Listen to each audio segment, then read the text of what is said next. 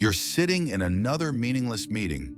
Your boss is talking about synergy and optimization for a project everyone knows will be forgotten in 3 months. Your colleagues nod along, pretending this matters. They're performing engagement, performing interest, performing like their souls aren't slowly dying in this fluorescent-lit corporate tomb, and suddenly something snaps. You see it. You really see it. The whole thing is theater. Everyone's acting. Everyone's pretending. Everyone's playing a role they hate but can't admit they hate. The cheerful receptionist who greets everyone with fake enthusiasm while counting down the minutes to 5 p.m. The ambitious colleague who talks about passion for the company while secretly sending out resumes. The manager who pretends to care about work-life balance while texting you at midnight. It's all a performance. All of it. But here's the thing that changes everything. You can't unsee it. What happens when you realize the world around you is one giant performance? What happens when you can't go back to pretending? What happens when seeing the truth means you can never belong to the lie again? You're about to discover why awakening to society's performance is both a gift and a curse, and why the person who sees through it all becomes a permanent exile. Imagine a person living a perfectly normal life. They go to work, hang out with friends, scroll through social media. Everything seems fine, normal, real. They've got their routine down. Morning coffee, check the news, pretend to care about whatever crisis is trending, head to work, make small talk, do meaningless tasks, go home, watch Netflix, repeat. It's comfortable, predictable, safe. Then one day, something small happens. Maybe their friend posts about how blessed and grateful she is right after spending an hour complaining about how miserable her life is. Maybe they notice their coworker's fake enthusiasm during a team meeting, the way her smile never quite reaches her eyes. Maybe they catch themselves nodding along to an opinion they don't actually agree with, just because it's easier than thinking for themselves. It's just a tiny crack in the facade, nothing dramatic, but that's all it takes. Because once you see one crack, you start looking for more. And when you start looking, you find them everywhere. Their authentic friend who changes her entire personality depending on who she's talking to. Sweet and innocent with her parents. Wild and rebellious with her party friends. Professional and ambitious with her coworkers. Their successful buddy who's drowning in debt but won't stop posting vacation photos, desperate to maintain the illusion that he's got it all together. Their happy colleagues who complain nonstop the moment the boss leaves the room, but transform into cheerful team players the second authority walks back in. Everyone is performing. Everyone is lying. Everyone is fake. And the worst part? They don't even know they're doing it.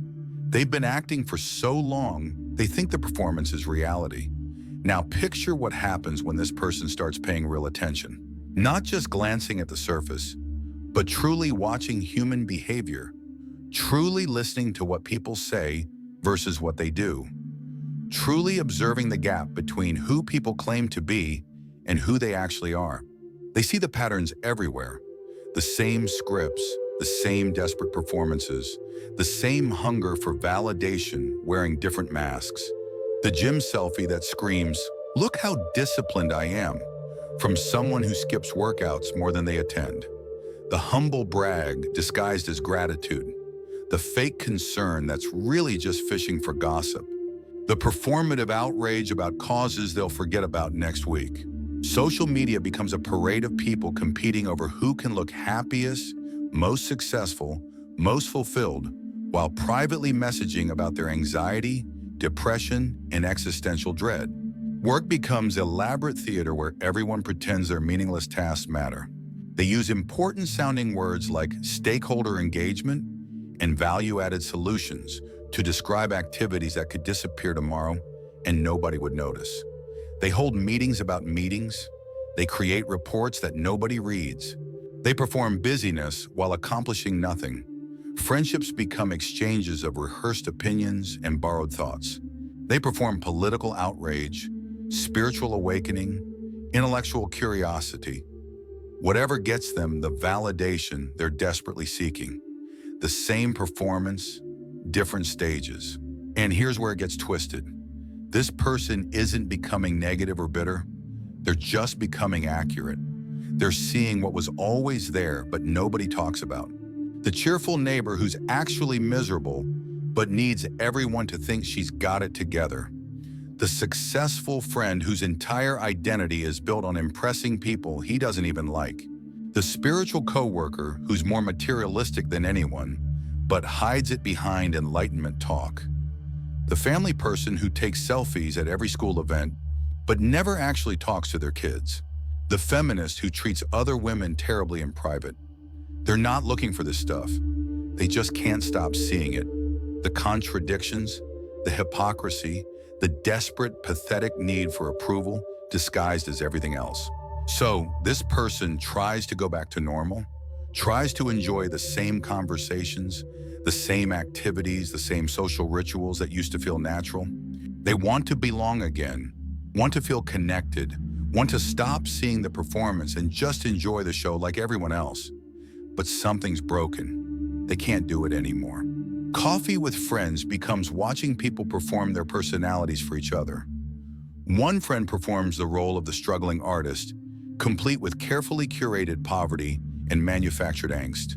Another performs the successful entrepreneur, name-dropping contacts and humble bragging about deals that exist mostly in his imagination. A third performs the enlightened spiritual seeker, using meditation and yoga as props in her performance of depth and wisdom. Family dinners become elaborate shows where everyone acts out their assigned roles. Dad performs the patriarch who's got everything under control while secretly having panic attacks about money. Mom performs the nurturing caregiver while resentfully keeping score of every unappreciated sacrifice. The siblings perform their childhood roles. The responsible one, the rebel, the baby, long after these identities stop making sense. Social gatherings become competitions over who can seem most successful, most happy, most fulfilled. People perform their careers, their relationships, their achievements, their struggles, whatever gets them attention and validation. Even their problems become performances. I'm so busy becomes a badge of honor. I'm so stressed becomes a way to seem important. I'm so blessed becomes a way to make others jealous while maintaining plausible humility. The same world, a completely different experience. They try to play along. Try to laugh at jokes that aren't funny. Try to nod at opinions that make no sense. Try to care about drama that's completely manufactured. But every time they do it, something inside them dies because they're not just participating in the performance anymore. They're betraying their own awareness. They're choosing comfortable lies over uncomfortable truth. And that feels like betraying themselves at the deepest level. That's when they realize the horrible truth. Once you see the strings, you can't enjoy the puppet show. Picture this person trying to share what they're seeing with the people around them, trying to hint that maybe, just maybe, some of this stuff isn't real, trying to point out the obvious contradictions, the clear performances, the desperate fakeness that seems so visible to them now. Big mistake. Their friends think they're being negative. Not negative as in pessimistic, but negative as in threatening their worldview. Because if they're right, if what they're seeing is accurate, then their entire reality is built on lies. Their relationships are a performance. Their achievements are meaningless. Their happiness is fake. Their identity is borrowed. Their life is a lie. Their family thinks they're going through a phase. He'll snap out of it. He's always been too sensitive. He thinks too much. They treat their awakening like a mental illness, something to be cured rather than understood. Their coworkers think they're becoming unsocial.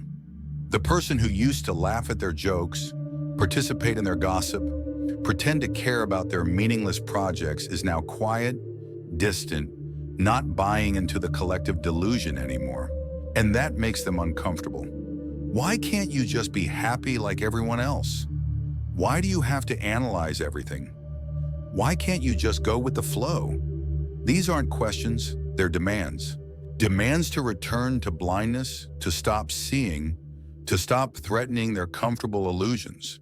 Because if what they're saying is true, If their relationships are a performance, their achievements are meaningless, their happiness is fake, then their entire life is a lie.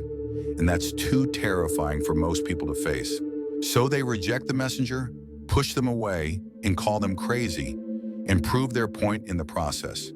They're so invested in the performance, they'll attack anyone who threatens to expose it. The awakened person becomes dangerous, not because they're violent or destructive, but because they're accurate, and accuracy is the enemy of comfortable lies. Here's where the real isolation starts. This person realizes they're living in a completely different world than everyone around them. They see connection, they see performance, they see people bonding over shared interests, they see people bonding over shared delusions, they see authenticity, they see acting, they see someone being real and genuine, they see someone performing realness and genuineness, they see meaning, they see distraction, they see important causes, meaningful work, and significant achievements. They see elaborate ways of avoiding the fundamental emptiness of their lives. They see community. They see conformity. They see belonging and togetherness.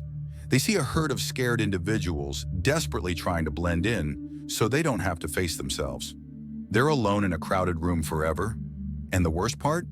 They can't explain it to them. Because to understand what they're saying, they'd have to see what they see.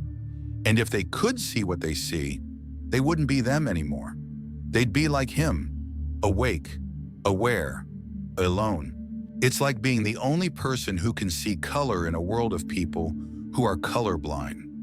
You can describe it all you want, the beauty, the vibrancy, the complexity, but they'll never really get it. Their brains literally can't process what you're trying to communicate. Except it's worse than that. Because colorblind people know they're colorblind. They know there's something they're missing. These people don't know they're living in a performance. They think their fake world is the real world. They think their borrowed thoughts are original ideas. They think their performed emotions are authentic feelings. So when you try to show them the truth, they don't just fail to understand. They actively resist. They fight back. They defend their illusions like their life depends on it, because in a way, it does. Their entire identity is built on those illusions. Without them, they'd have to face who they really are, and most people would rather die than do that. So they stop trying. When this person stops participating in the fake conversations and empty rituals, people notice. They call them unsocial, bitter, depressed. They used to be so much fun. They've changed. Something's wrong with them, but they're wrong. They're not withdrawing because they hate people. They're withdrawing because they can't betray their own awareness anymore. Every meaningless small talk session feels like torture. How about this weather? Did you see what happened on that show? Can you believe what that celebrity did? These are conversations designed to fill silence without actually communicating anything. Every fake social media post feels like poison. The carefully curated highlights reel, the humble brags, the performative outrage, the manufactured authenticity. Every performance of caring about things that don't matter feels like dying inside. Their coworkers' excitement about a promotion that comes with more meaningless work. Their friends' drama about a relationship that's clearly toxic but provides endless material for victim performance. Their family's obsession with appearances, what the neighbors think, what looks good on social media, what maintains the illusion of success and happiness. Withdrawal isn't giving up, it's self-preservation. Because what's the alternative? Spend their entire life pretending? Go back to sleep? Trade their clarity for their comfort? Some people can make that trade. They see the truth, get scared, and choose to forget. They close their eyes, plug their ears, and dive back into the performance. It's easier, safer, more comfortable. This person can't. The truth has changed them too much. They'd rather be alone and real than together and fake. They'd rather face the emptiness honestly than fill it with meaningless distractions. They'd rather be isolated with their integrity than connected through lies. And that choice seals their fate as a permanent exile. Because society doesn't have a place for people who won't play the game. There's no role for the person who sees through the performance. No script for the one who refuses to pretend. Here's something nobody talks about. Society has an immune system. When someone stops buying the script, stops playing the game, stops needing the group's approval, the group fights back hard. They call them negative. Not just pessimistic, but dangerous to their worldview. Bitter, not just disappointed, but threatening to their comfortable lives. Unsocial, not just introverted, but refusing to participate in their shared delusion. Depressed, not just sad, but mentally ill for seeing reality instead of the performance. They suggest therapy, not because they're suffering, but because they're making others uncomfortable. They hint that something's wrong with them, not because their behavior is destructive, but because their awareness is threatening. They make them feel like they're the problem, not because they're harming anyone, but because they're refusing to validate their illusions. Why? Because they are a problem for them. If their way of seeing spreads, if other people start questioning the performance, seeing the strings, choosing truth over comfort, the whole system falls apart. The economy depends on people buying things they don't need to impress people they don't like. Politics depends on people choosing sides in a game rigged by the same powerful interests. Social media depends on people trading their authentic lives for digital validation. If everyone woke up tomorrow and saw through the charade, the entire system would collapse within a week. So, society does what every system does when threatened. It tries to eliminate the threat, not through violence, that would be too obvious, through isolation, through making the awakened feel wrong and broken, through convincing them that the problem is with them, not with the system. The message is clear: conform or be cast out. Join the performance or be labeled defective. Most people get the message and conform. They see the strings, get scared of the consequences, and quickly look away. This person doesn't. They'd rather be cast out with their integrity than accepted for their performance. When this person finally accepts that they'll never belong to the herd again, something unexpected happens. They become free. Free from needing their approval, free from caring about their opinions, free from performing success for people who are performing success right back. But it's a terrible freedom because it comes with complete responsibility.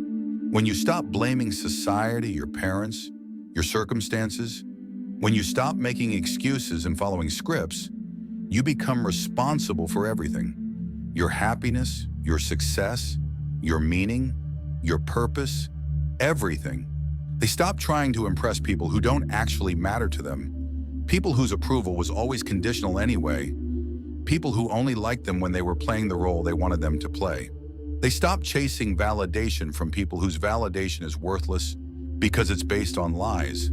Their praise means nothing because they're praising the performance, not the person. Their criticism means nothing because they're criticizing their failure to perform, not any actual flaw. They stop living according to rules they never agreed to follow. Society's definition of success, their parents' expectations, their culture's values, their generation's priorities, none of which they actually chose. And they discover who they actually are, not the person they think they should be, not the person society expects them to be, but the person they actually are when nobody's watching and nothing's being performed. Their actual values, their actual interests, their actual personality, their actual desires, not borrowed ones, not performed ones, but truly theirs. They make decisions based on their real values, not on what looks good or what others expect, but on what actually matters to them. They spend time on things that genuinely fulfill them, not things they think should fulfill them. Not things that impress others, but things that genuinely make them feel alive. They become authentic in a world of actors. And that authenticity is terrifying to everyone still trapped in the performance, because their existence proves that another way is possible, that you don't have to live the scripted life, that you can choose truth over comfort, authenticity over approval, and reality over illusion. And that threatens everything they've built their identity on. Picture this person's life now. They're not trying to fit in anymore, not trying to belong to a group that was never real anyway, not trying to make sense to people who live in a different reality. The few people who can handle their authenticity become real friends, not many, but real. These are people who've either gone through their own awakening or are naturally authentic enough to recognize and value it in others.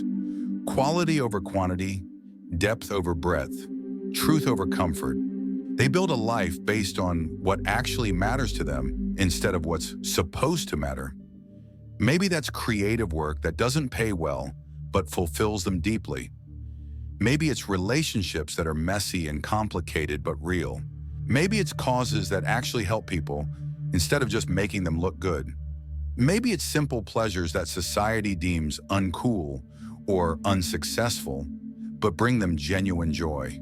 They say what they actually think instead of what people want to hear, not to be contrarian or shocking, but because lying has become physically painful, because pretending kills something inside them, because authenticity, even when it's uncomfortable, feels better than performance. They do what feels right instead of what looks right. They make decisions based on their internal compass rather than external expectations. They choose relationships that nourish them rather than ones that look good on paper. They pursue work that aligns with their values rather than just chasing money or status. They live in a way that makes sense to them, even if it makes no sense to anyone else. Are they lonely? Sometimes, but it's a different kind of loneliness. It's not the desperate loneliness of being surrounded by people who don't really know you. It's not the hollow loneliness of being praised for a performance while your authentic self remains invisible. It's the clean loneliness of being alone with truth instead of together with lies. And surprisingly, it's better. Better than performing happiness while dying inside. Better than pretending to care about things that don't matter. Better than living someone else's definition of a good life. Better than trading your soul for approval from people who don't even know who you really are. They've found something that most people never find: themselves. Not the version of themselves that gets the most likes. Not the version that makes their parents proud. Not the version that fits society's expectations, but their actual self, flawed, complex, imperfect, real. And they like that person. For the first time in their life, they actually like who they are when nobody's watching. Socrates knew this truth. The unexamined life is not worth living. Most people live unexamined lives. This person chose differently. So here's the brutal reality. Once you see through society's performance, there's no going back. You can't unsee the strings. You can't unknow the truth. You can't return to the comfortable blindness you once had. The person who awakens to society's lies becomes a permanent exile from society's community. They trade belonging for truth, comfort for clarity, the warm embrace of shared illusion for the cold accuracy of reality. And it's worth it, because here's what nobody tells you about exile. It's not just punishment, it's protection.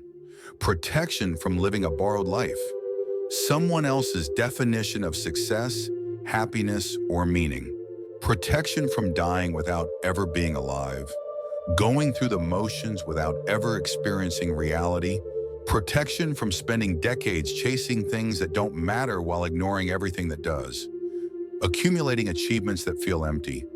Relationships that lack intimacy. Experiences that provide no real fulfillment. The person who sees through society can never belong to it again. But in losing that false belonging, they gain something infinitely more valuable. They belong to themselves. And maybe, just maybe, that's the only belonging that ever really mattered. Not the approval of the crowd, not membership in the herd, not acceptance by the group, but self-acceptance, self-knowledge, self-respect, the deep, unshakable knowing that you are living authentically, speaking truthfully, choosing consciously, that you are not a performer in someone else's play, but the author of your own story, that you are not sleepwalking through a scripted life, but awake and alive in reality. So here's the question. Are you ready to see what's really happening? Can you handle trading comfortable lies for uncomfortable reality?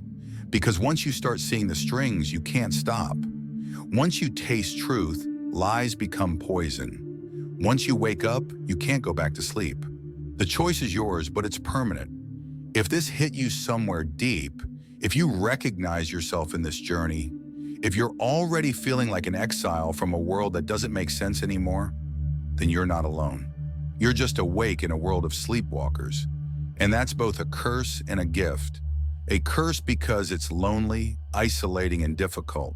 A gift because it's real, authentic, and true. Drop a comment and tell me, what was your breaking point? What moment made you see through the performance? What part of society's script can you no longer pretend to believe? Share this with someone who's ready to wake up. But make sure they're actually ready, because this journey, once started, can't be undone. The person who sees through society can never belong again. But maybe that's exactly where they need to be.